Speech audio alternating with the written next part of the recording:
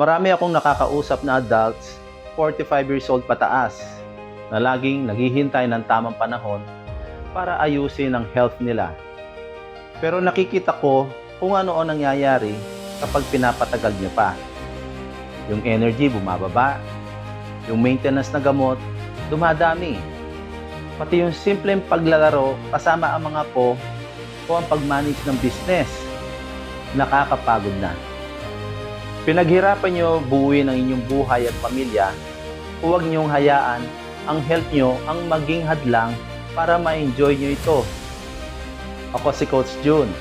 Tinutulungan ko ang mga adults 45 plus dito sa Angeles City na mabawi ang lakas at vitality nila sa pamamagitan ng tamang system at positive mindset.